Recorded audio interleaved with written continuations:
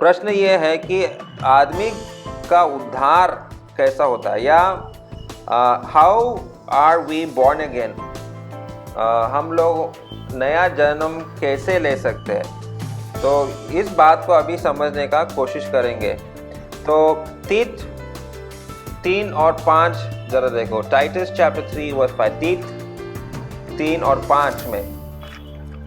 तो उसने हमारा उद्धार किया, और यह धर्म के कामों के कारण नहीं जो हमने आप किए, पर अपनी दया के अनुसार नए जन्म के स्नान और पवित्र आत्मा के हमें नया बनाने के द्वारा हुआ। ओके, तो इस पद में जरा समझने, इसमें नया जन्म के बारे में भी बात कर रहा है, जन्म के बारे में बात कर रहा है। तो इस जन्म में किसका कार्य है? पहला ही लाइन में लिखा है, ही सेव्ड अस। ओके, उसने हमको उद्धार किया, उसने हमको उद्धार किया। ये कार्य जो है परमेश्वर का है। ये सबसे पहली बात है, समझना है यहाँ पर, ये कार्य परमेश्वर का है, इट्स गॉड्स वर्क। अभी दूसरी बात देखो, पहला पेत्रस 1 और 3, फर्स्ट पीटर चैप्टर 1 वर्स 3, पहला पेत्रस पहला अध्याय और 3 पद। हमारे प्रभु यीशु मसीह के परमेश्वर और पिता का धन्यवाद हो, जिसने यीशु मसीह के मरे हुओं में से जी उठने के द्वारा अपनी बड़ी दया से हमें जीवित आशा के लिए नया जन्म दिया। तो देखो, इस पद में भी नया जन्म के बारे में लिखा है, और ये नया जन्म यहाँ पर लिखा है कि अपनी बड़ी दया से। किसका दया है, किसकी दया है यहाँ पर? परमेश्वर की, इट्स गॉड्स मर्सी। ओके, तो परमेश्वर का कार्य है, और यहाँ पर लिखा है कि परमेश्वर का दया है। तो इसमें हमने कुछ किया है क्या? आपने कुछ किया है क्या? हमने इसमें कुछ भी नहीं किया। और एक पद पढ़ो, पहला पेत्रस 1 और 23, फर्स्ट पीटर चैप्टर 1 वर्स 23। क्योंकि तुमने नाशमान नहीं पर अविनाशी बीज से परमेश्वर के जीवते और सदा ठहरने वाले वचन के द्वारा नया जन्म पाया है। सदा ठहरने वाले वचन के द्वारा। तो यहाँ पर अभी किसके द्वारा उद्धार हुआ है? ये जन्म किसके द्वारा हुआ है? वचन के द्वारा। वो बीज जो है वचन है, सदा ठहरने वाला वचन के द्वारा। तो पहले जो है ये परमेश्वर का कार्य है, दूसरे परमेश्वर का दया है, और तीसरा जो है परमेश्वर का वचन है।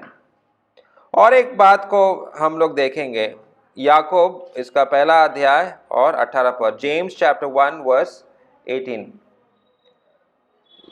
याकूब 1 का 18।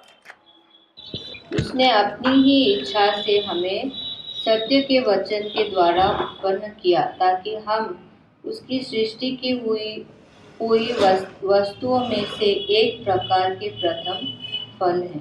ओके, तो ये किसके इच्छा के द्वारा है? अपने इच्छा के द्वारा, मनुष्य के इच्छा के द्वारा है, ये किसके इच्छा के द्वारा है? अपनी ही इच्छा से, ये परमेश्वर का इच्छा है। तो जन्म कैसा होता है?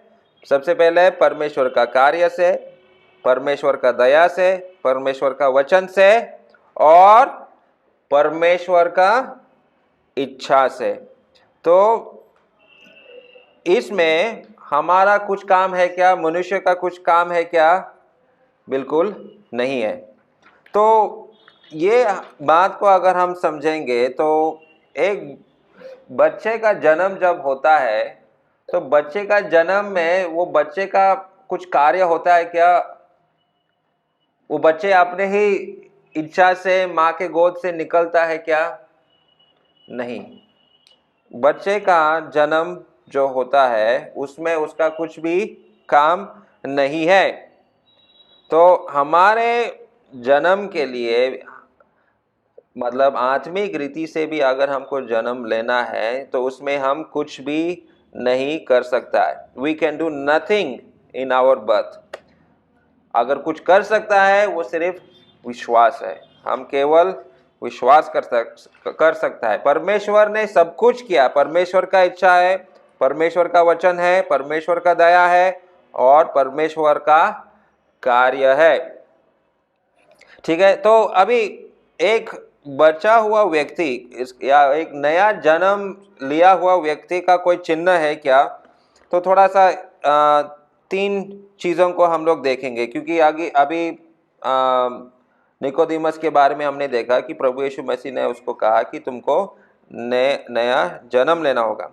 तो इस विषय में एक बचा हुआ व्यक्ति का 3 चीज़ें हम लोग अभी देखेंगे। तो पहला यूहन्ना 5 और 1, 1 जॉन चैप्टर 5 वर्स 1। जिसका यह विश्वास है कि यीशु मसीह है, वह परमेश्वर से उत्पन्न हुआ है, और जो कोई उत्पन्न करने वाले से प्रेम रखता है वह उससे भी प्रेम रखता है जो उससे उत्पन्न हुआ है। तो इस पद में 2 चिन्ह है, 2 चीज़ें हैं। एक तो हम लोग परमेश्वर पिता से प्रेम रखते हैं और दूसरा है कि हम लोग पुत्र पे भी प्रेम रखते हैं। तो एक नया जन्म लिया हुआ व्यक्ति परमेश्वर पिता से प्रेम रखेगा और वो पुत्र से भी, मतलब प्रभु यीशु मसीह से भी प्रेम रखता है। और तीसरी बात हम लोग देखेंगे, एक नया जन्म लिया हुआ व्यक्ति का एक चिन्ह ये भी होता है। भजन संहिता 119, Psalm 119 वर्स 97। भजन संहिता 119 और उसका 97। आहा, मैं तेरी व्यवस्था में कैसी प्रीति रखता हूँ, दिन भर मेरा ध्यान उसी पर लगा रहता है। परमेश्वर की व्यवस्था से प्रीति रखना है, प्रेम करो परमेश्वर के वचन से। क्या आप में ये 3 चिन्ह दिखाई दे रहा है? क्या आप पिता से प्रेम रखते हो? क्या आप प्रभु यीशु मसीह से प्रेम करते हो? क्या आप उसका वचन को प्रेम करते हो क्या? और पहला 2 कोरिन्थ 5 और 17 में वहाँ पर लिखा है कि जो जिनका उद्धार हुआ है या जिनका नया जन्म हुआ है वो एक नई सृष्टि बन जाता है। 2 Corinthians चैप्टर 5 वर्स 17, उसको भी पढ़ो। इसलिए यदि कोई मसीह में है तो वह नई सृष्टि है, पुरानी बातें बीत गई हैं, देखो सब बातें नई हो गई हैं। Thank you. तो इस प्रकार से हम लोग देखते हैं कि एक नया जन्म लिया हुआ व्यक्ति में ये चीज़ें हम लोगों को दिखाई देता है और वो एक नया सृष्टि बन जाता है।